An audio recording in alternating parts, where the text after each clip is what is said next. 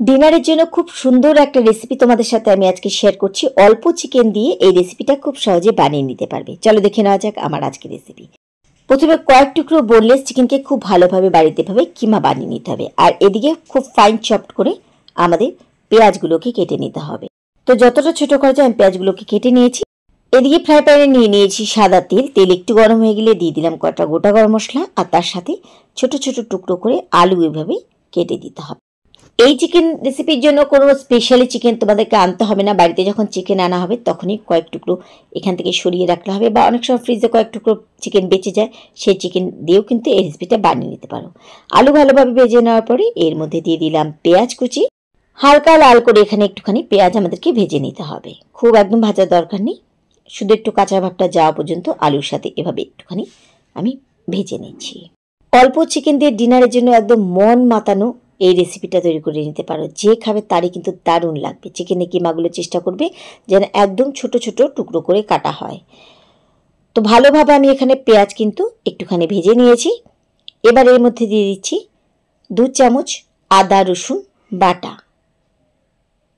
আদা রসুন বাটার সাথে পেঁয়াজ আর আলু আর একটুখানি এখানে কষিয়ে নিচ্ছি। এবার এর মধ্যে কিছু গুঁড়ো মশলা অ্যাড করে দিচ্ছি।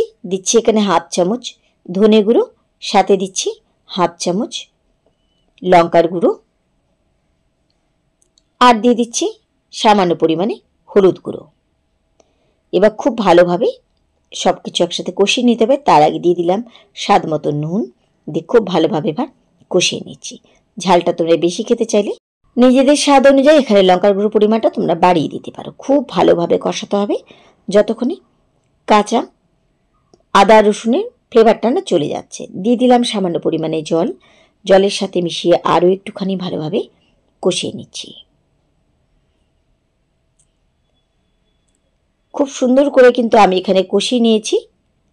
এবার এর মধ্যে যে জলটুকু দিয়েছিলাম সেই জলটুকু টেনে গেছে। এবার এর মধ্যে দিয়ে দিচ্ছি চিকেন কিমা। কিমার সাথে মিশিয়ে এবার খুব ভালোভাবে কিন্তু আমাদেরকে কষিয়ে নিতে হবে, কারণ এই রেসিপিতে জলের পরিমাণটা কিন্তু খুব কম পড়বে। তাই ভালোভাবে এভাবে কিমা ভেজে কিমা কিন্তু আমাদের সেদ্ধ করে নিতে হবে। তাই কিমাগুলো বানানোর সময় কিন্তু খুব ছোট ছোট করে কেটে নেবে, বা চাইলে তোমরা কিন্তু মিক্সার গ্রাইন্ডারে ভালোভাবে এই কিমাগুলোকে বেটে নিতে পারো, তাহলেই কিন্তু হয়ে যাবে। টেস্ট কিন্তু দারুণ লাগবে যখন এগুলো একদম ছোট ছোট মুখে হালকা হালকাভাবে পড়বে। খুব ভালোভাবে আমি চিকেন কিমার সাথে এখানে ভেজে নিয়েছি। আর এভাবে যখন দলা পাকিয়ে যাবে তেলে দেওয়ার সাথে সাথে এগুলোকে কিন্তু এভাবে একটু একটু করে ছাড়িয়ে দিতে হবে। তো আমার এখানে ভালোভাবে কিমা মশলার সাথে কষানো হয়ে গেছে। এটা রুটি পরোটার সাথে খেতে কিন্তু দারুণ লাগে। বেশিরভাগ বাড়িতে কিন্তু ডিনারে রুটি পরোটা খাওয়া হয়, তো তাদের জন্য কিন্তু এটা একদম পারফেক্ট রেসিপি। দিয়ে দিলাম পরিমাণ মতো জল। জলের পরিমাণটা দেখতে পাচ্ছ, শুধু আলু আর চিকেন কিমাগুলোকে আরেকটু ভালোভাবে সিদ্ধ করার জন্য।